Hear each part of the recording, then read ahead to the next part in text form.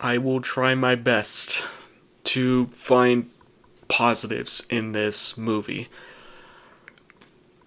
But I'll say this, it's not as depressing as Halloween Kills, but it's still not very good. Let me just start with the positives. So, the first positive I have to say is obviously Jamie Lee Curtis does a fantastic job.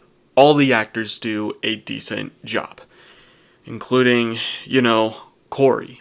I'll get to him in just a little bit. The opening scene where the little, spoiler alert, where the little boy dies, it was pretty good. I dare even say it's one of my favorite intros to any Halloween movie.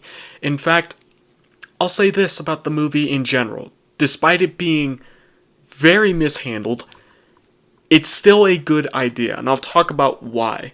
Why it was such a good idea. Right after I get into after I'm done with the positives. Which that'll end in just 3 seconds, because the other positive I have to say about this movie is as little as he has on screen, Michael Myers is still cool as ever. So essentially, like I said, this little boy at the beginning dies at the hands of Corey, who was originally a babysitter, and this was 1 year after the events of the last two movies, in 2018. You flash forward to 2019's Halloween Night, where that happens. And, basically 4 years from now, biggest time jump that I think is probably the biggest flaw of this movie and ultimately hurts the movie, because for all of Halloween Kills' faults, it felt tight. It felt very close together. I feel like if they flash forward to at least 2019, then it would have made sense. I don't know. It's just one of my many criticisms of this movie, but the idea is there. The fact that, Michael Myers has gone off doing his own thing, it's not a bad idea. Have the entire town just hate this one kid and think that he's a killer. And Michael Myers, kills other people in the process, and Corey is caught in the crosshairs, and he's ultimately, an idea is there. I can see where the filmmakers were going, but they just really sorely mishandled this movie, just way too badly. I mean, I can't even express how disappointed I was when I first watched this movie. And that's really the extent, really where the story goes, because I'm not even kidding. 40 minutes into this movie, you get Michael Myers. In I think, 1 hour, 40-minute movie, you get maybe 45, maybe 50 minutes of Michael Myers. And at one point, look, I get it. It's been 4 years.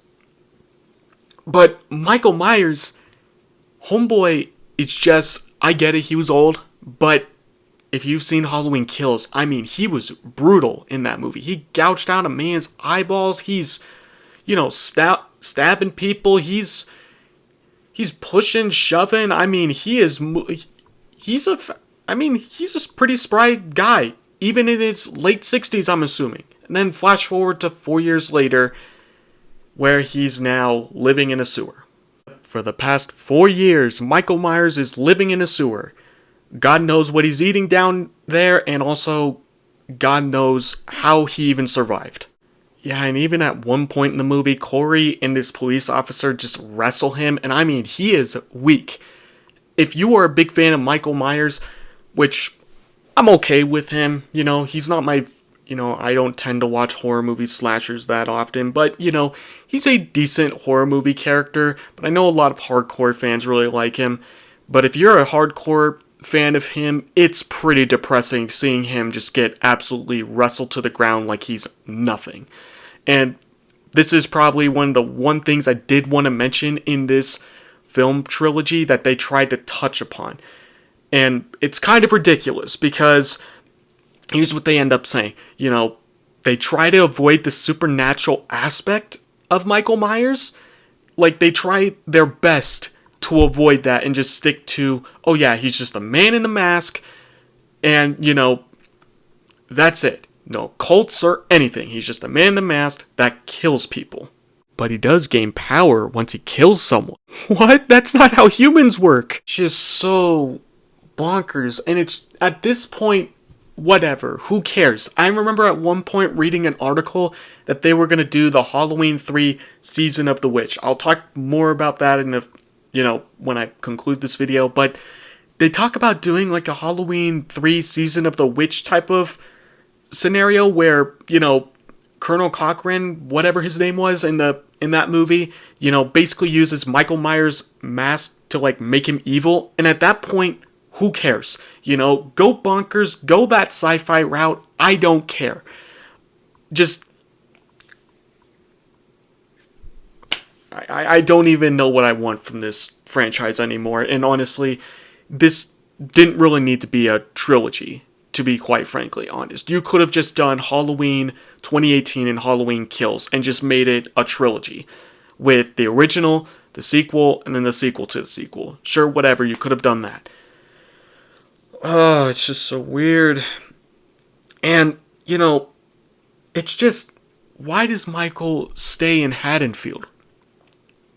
Why doesn't he do the Scream 6 route and go to some different location? Get out of Haddonfield. And that's where this franchise, if they really just switched it up a bit and they just went to a different city where Michael happens to be there, yeah, it's a coincidence, but at least it's a different setting. And not only that, Haddonfield in this trilogy, in 2018, it feels like Haddonfield from the original. It looks like Haddonfield. More modern. Then in Halloween Kills in 2021, excuse me. It's set during 2018. This timeline is so freaking confusing. But in Halloween Kills, Haddonfield feels, I don't even know. Like, it just doesn't feel like the same Haddonfield. It feels and looks like a different Haddonfield from a different movie. And in Halloween Kills, it doesn't even look like Haddonfield at all. Like, Haddonfield, I see it as like, your Meemaw and Pop type of, town that you just happen to stop by and only locals live there. And it's like a gas station rest stop almost. But there is still like, people there. And this one, it doesn't even, it feels more small than normal.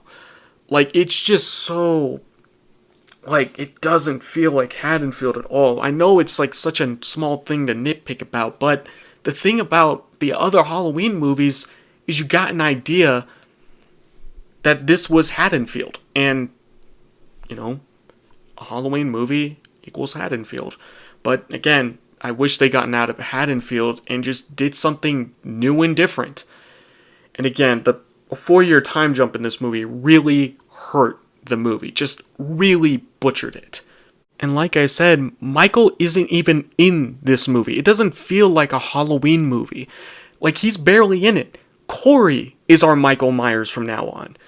Which isn't a bad idea, but if he was introduced in Halloween 2018, I would have been fine with this. But, he's just shoved in here, having a random romance with Allison, having a weird moment with Jamie Lee a couple of times, but otherwise, he's our new boogeyman. He's our new Michael Myers. And, yeah, it's something. It's something else. By the time Laurie and Michael even have a final showdown, there's no tension, there's no build up to it, it just happens.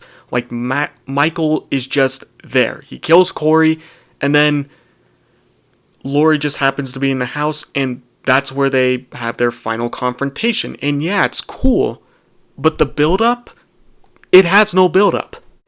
But I will say this, the final confrontation is good. Like, I like what they did with it, the procession they do with Michael, what they ultimately do with him, he's finally dead. And then the movie, not too long after that, just ends. And it tries to do, a similar quick shots of the house like they did in the original Halloween, and then Don't Fear the Reaper plays. It's not a bad ending. At first, I kind of hated, like, the weird shots that they did, like they did in the original movie, because I felt like it was unnecessary, but I do like it overall. It's not a bad ending. I rewatched this movie last night on Amazon Prime, because I figured, why the heck not? Might as well, since I haven't seen it since last year. And, rewatching it, I did dread it, but when I watched it, it's not as bad. It's very disappointing, it's very dull, it's more about Corey, and he's just introduced at the beginning. And again, the idea is there. There were some great lines in this movie, like, if I remember correctly, there's one line where the little boy's father, they're talking to Jamie Lee, and he's mad at the town, the fact that they're taking his pain and making it all about them. I wish I remembered verbatim of what he said, but that is the extent of what he said, and damn it, that's a good line. That is a really good line. If it was in a much better movie, I would have loved this movie a lot more. But, alas, it's not in a much better movie. In fact, it's in a very mediocre, dull movie. Yeah, and then the romance with Allison and Corey, it's sort of weird, but it's whatever. It's kind of cute at times, and then other times it's kind of weird. At one point, Allison's, like, between, Halloween Kills and Halloween Ends, at one point she dated this cop that's, like, 40 years old, and she's, like, early 20s, so that's a bit weird, but, it's kind of whatever. Lindsay, who survived in the last movie, she's at the bar, and she's not even part of the procession. She's barely in the movie. I mean, they could have killed her off and replaced it with a different character, or a new character, and you would not miss a thing. Yeah, I mean, this movie's just a mess, and honestly, the trilogy was just very unnecessary. Again, I appreciate what Blumhouse and what Universal did, but it was just largely unnecessary. And again, I'll touch more on this because I'm going to wrap this up pretty quickly. I'll touch more on this when I end this video, but it's just a giant missed opportunity, and I genuinely hope that Blumhouse learns from their mistakes, and at least I'm looking forward to the Five Nights at Freddy's movie. I got my tickets. Me and my friend are going to go see it on the 26th. I'm looking forward to it. But, it's still just a very unnecessary trilogy. I mean, it just did not need to happen. If you're going to make a sequel to Halloween 2018, end it right there. Make it 3 movies. The original, 2018, and then sequel to the sequel. But you could have just ended it with 2018, and I would have been perfectly happy with that. And like I said, the Halloween intros, they're pretty cool and pretty badass. But in Halloween Ends, it does the Season of the Witch font for, I guess, to pay homage to Halloween 3 Season of the Witch, but here it just feels confusing. But overall, I do like the trilogy's intros. Oh well. Here's hoping that at least the Five Nights at Freddy's movie and potential trilogy won't be as bad as this. And, The Exorcist Believer is coming out this Friday, and hopefully, that movie does pretty well. And hopefully, that trilogy also does pretty well.